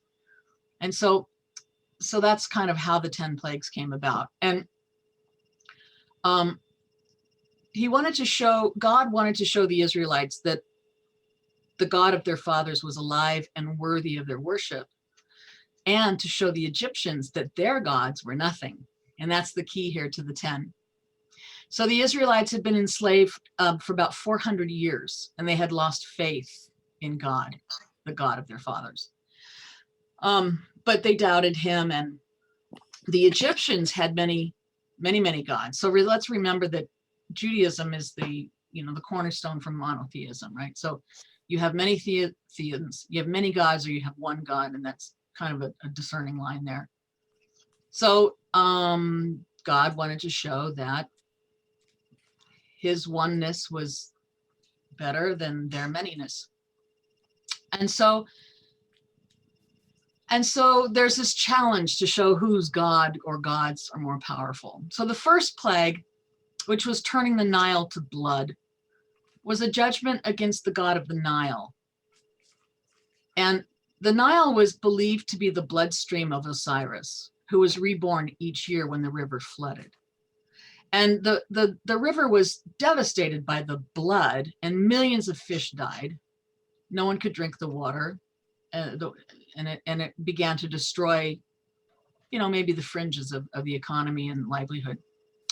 And the second plague, bringing frogs from the Nile, was a judgment against Hecate, the frog-headed goddess of birth. Frogs were thought to be sacred and not to be killed. And God had the frogs invade every part of the homes of the Egyptians. And when the frogs died, their stinking bodies were heaped up in offensive piles throughout the land. The third plague was gnats, and that was a judgment on Set, the god of the desert. What was happening is that every time Moses would do this plague thing, or God would do the plague, the magicians, the wizards in the Egyptian court would try to replicate it. And they started replicating things, but then at some point they just couldn't do it anymore. They couldn't replicate what God was capable of doing. And in the case of the gnats, they couldn't replicate it. In the fourth plague, flies was a judgment on Wachit, the fly god.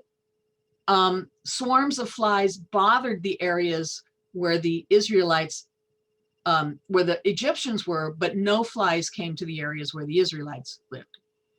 The fifth plague was the death of livestock. And this was a judgment on the goddess Hathor and the god Apis, who are both depicted as cattle. God was steadily destroying the economy of Egypt while showing his ability to protect and provide for those who obeyed him. The sixth plague, boils, was a judgment over gods of health and disease. The magicians could not stand before Moses because of the boils. So now he's starting to wipe out the advisor crowd.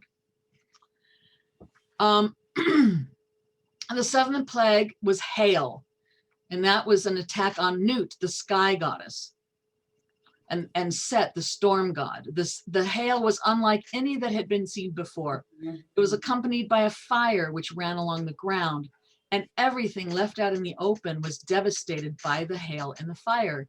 But again, the children of Israel were miraculously protected, and no hail damaged anything in their lands. The eighth plague came. It was locusts. And the reason this one came is because they had been growing crops, some of which were destroyed by the seventh plague. And then wheat and rye had survived the hail, but as a later crop, they were now devoured by the swarms of locusts, and there was no harvest in Egypt that year. The ninth plague, darkness, was aimed at the sun god, Re, who symbolized the Pharaoh himself. For 3 days, the land of Egypt was smothered in unearthly darkness, but the homes of the Israelites had light. The 10th and the last plague was the death of the firstborn males. This is something that Laurie has already talked about a little bit. It was a judgment on Isis, the protector of children. In this plague, God was teaching the Israelites a deep spiritual lesson. Unlike the other plagues, which the Israelites survived by virtue of identity as God's people, this plague required an act of faith by them. So now, come on, guys, up, get your boots on, you got work to do. God commanded each family to take an unblemished male lamb and kill it. And the blood of the lamb was to be smeared on the tops and the sides of their doorways. God goes and slays all the firstborn, and the only protection was the blood of the lamb. He would leave it untouched, and this is where the word pass over, because that plague was passed over.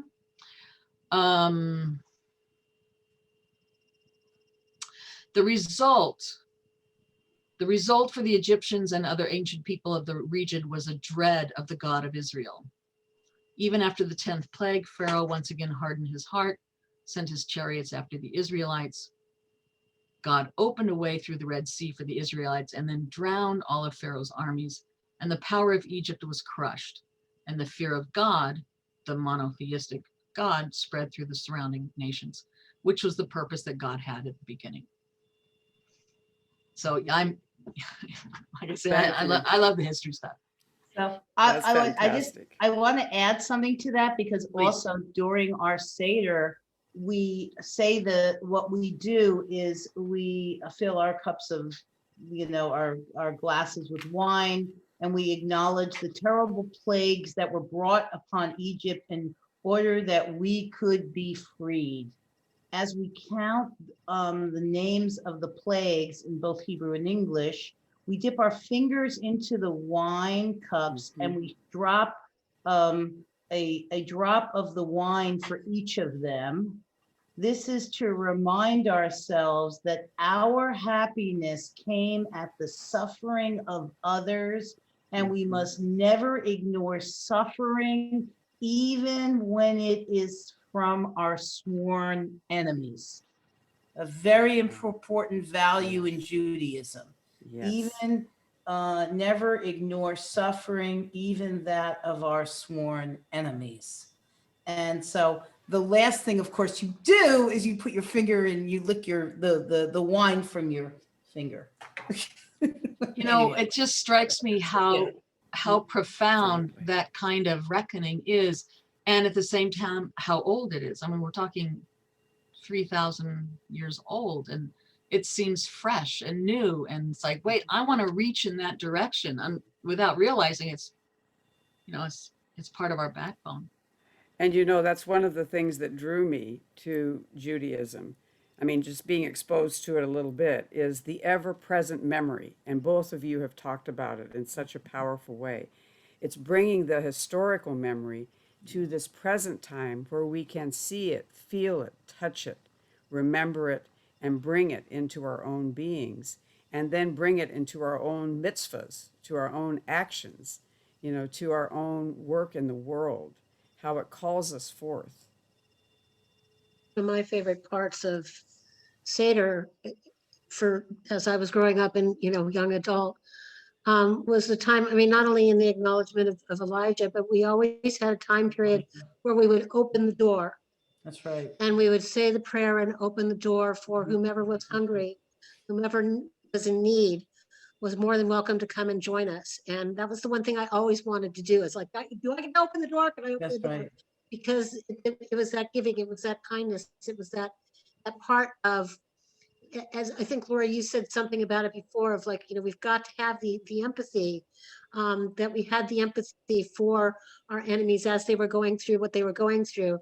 And when you open the door like that, it's an acknowledgement that, we are here and we are charitable. And just because we've had many things brought upon ourselves does not mean that we're going to turn and do something in return that's in anger or in upset. So that was always a favorite part of Seder for me.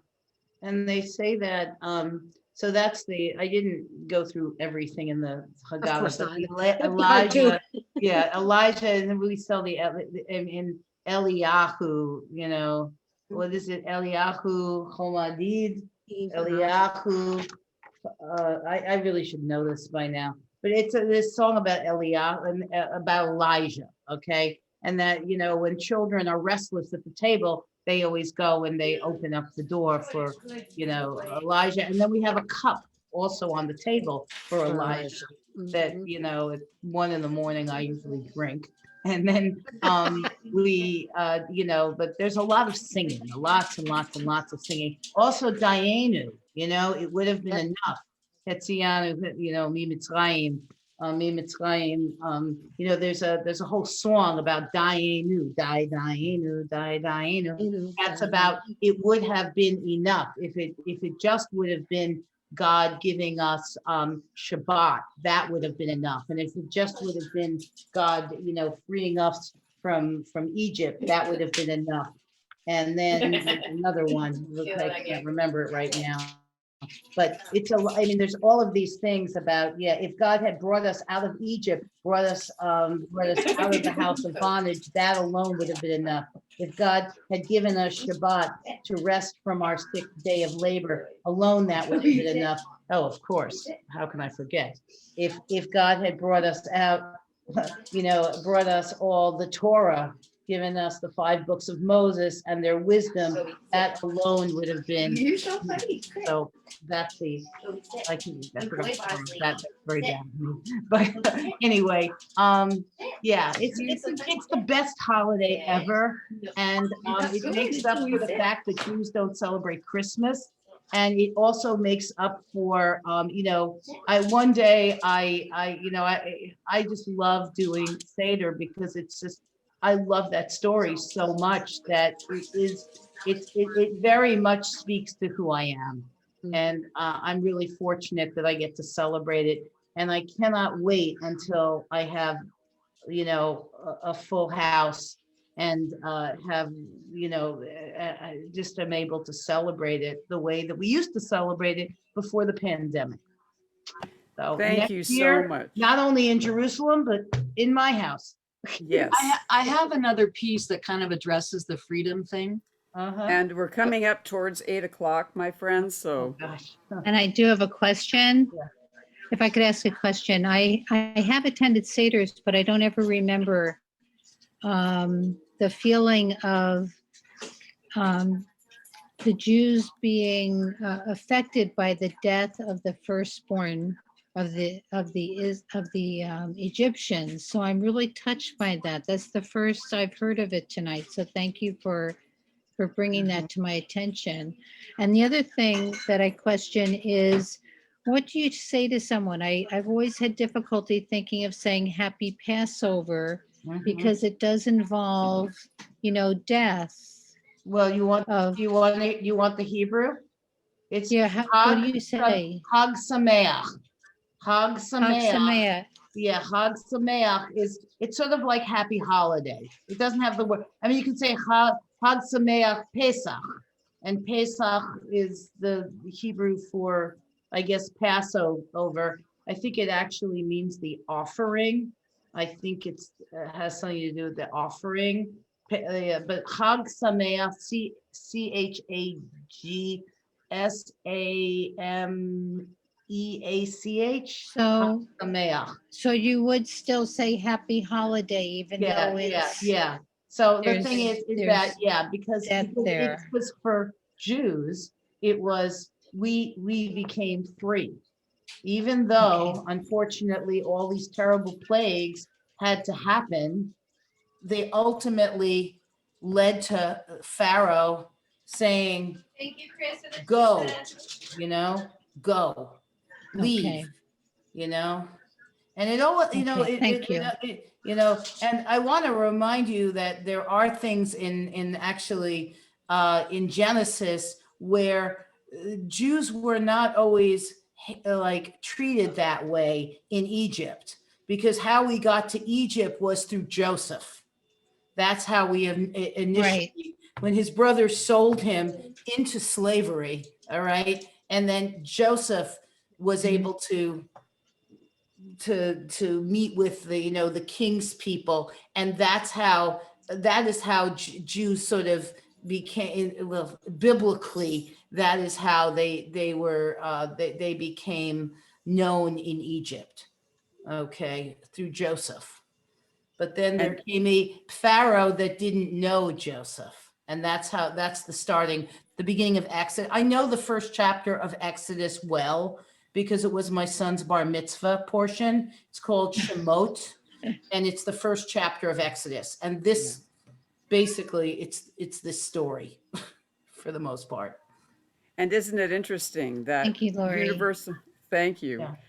Thank you so much. And isn't it interesting that Universal Church of the Master was created in 1908, to create a sanctuary, a haven for people who are practicing what Joseph practiced, listening to his dreams, listening to his intuitions. And that is how he was able to come into Egypt and to make a place there. And I just think it's very interesting how this is all tied in together. Yeah, it is. Yeah. Well, listen, I was going to have a problem talking for 2 hours. Oh, that was great. Joy knows that's not the case. Anyway, this has really been like, I didn't know what I was really getting myself into, but I hope that, Yeah, I sort of winged it, but I also, did share a little bit from how in this family, how things are done. It's not really the traditional way, but we try to cover all the bases. And there is, by the way, the word Seder does mean order, because there are certain things that you have to have. If you're really going to do a Seder, you got to cover certain things. You got to cover all of the things that were brought up, I think, by myself and by Anne and by Chris. Things that everything has to be covered, and that's very important. That you not necessarily that you tell it in the same, this comes first and then this and then this, but that you sort of make sure that you hit all the points as you go. So, and then there's like, you eat the meal, and then there's a second, we don't even get to the part 2, okay? We did it occasionally in my house, but I always got bored. And it's a lot of singing about a goat and all these, were you brought up with the second part of the Seder, Anne? Yes, I was. You were, you Yes, I see? was. Yeah, and were you brought up with 2 Seders, first night and second night? Yeah, but sometimes we would only attend one night. It just Yeah, see, depended, we yeah. always did it at our house, and then sometimes a second, now what we do, or what we used to do, but what we hopefully will do again, is we have this first Seder is always at my house, and for second Seder, we go to the synagogue, because they do a Seder there. And so, I'm with my synagogue friends frequently. But there's a whole second part of the Seder that it's not part of my tradition. So if it's not part of your tradition, then what do you do? It just doesn't exist so much for me. But believe me, it exists for many, many, many other people. Very, very much so. So anyway, so I didn't really hit on that because I Right. just don't know it, you know? So anyway, but thank you so much for giving me this Oh my opportunity. gosh, Right. I thank hope that you. Thank you. I hope Thank you you enjoyed so it. much. If you, believe me, I am absolutely, my rabbi will love that I taught, but I am no authority on this. But everybody creates their own tradition, and Judaism leaves room to do that. Absolutely. And So, you've just embraced it with the orange on the Seder plate. yeah, my orange on the Seder plate, which that orange Absolutely. comes from my backyard, by the way, my orange tree. So yes, the orange on the Seder plate. All right. Absolutely. Well, And so thank you may we so much. all be. Janet, it was also Thank so you. good to see you. It Thank you was so much. wonderful to see you. And I'm Yeah. just so grateful to you, Laurie. Grateful to you, Chris. Grateful to you, Joy, for joining us. Grateful for you, Annie, for bringing all of your wisdom and all of your stories. And thank you so much, Laurie. Oh, thank What a you. gift you are. All All right. right. Thank you, Okay, And Chris. happy bye. holidays. Oh, Thank thank you. you. That's right. Happy Take care. holiday. Have a nice holiday. Thank you. Bye. Thank you. Bye-bye.